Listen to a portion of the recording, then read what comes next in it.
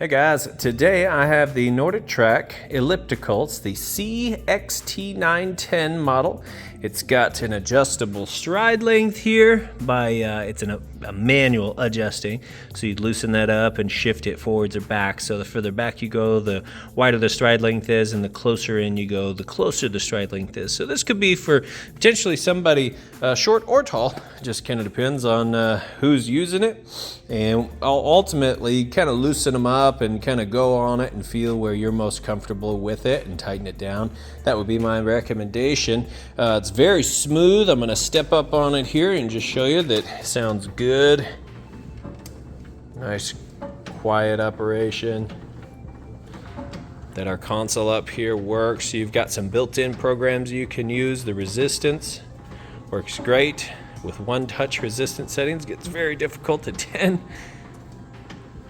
And it's still making its way up, and that's getting really hard. I'm just gonna switch that back to 1 so I can keep going here. A couple of cup holders. If you looked at the pictures in the listing description, you'll see an iPad fits perfectly up here. A lot of people don't even use this stuff anymore, though it's really nice to have, the heart rate sensors and all that. If you got an Apple Watch or an iPad, just kind of pop that up there, and that'll get you going with the workouts and all that. It's very comfortable to use here. Your arm lengths are at a good position. They're not in too far and they're not out too wide. I find it to be comfortable. I'm 5'10", and it's very comfortable to go along here. Very natural movement. I would almost say it's in a step up type of motion for an elliptical. However, I do believe that this is adjustable. Sorry, my air pump kicked on, so I'm going to show you with the adjuster here. If I essentially lift it up and push this in, then this drops all the way down. Now that stepping up motion is going to essentially go away, and you're going to get a very kind of flat motion.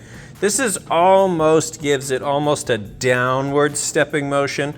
But as you really get going with it, aside from my feet being pointed slightly downward, this would be considered a flat motion. And the reason that's important is because if you're recovering from like a knee injury, or if you have weak knees or ACL or anything like that going on with the legs or the nerves within the legs, a flatter motion is going to be better for you in the recovery stage. And then as you recover from that, grab this here. Now from here, we're just going to lift up.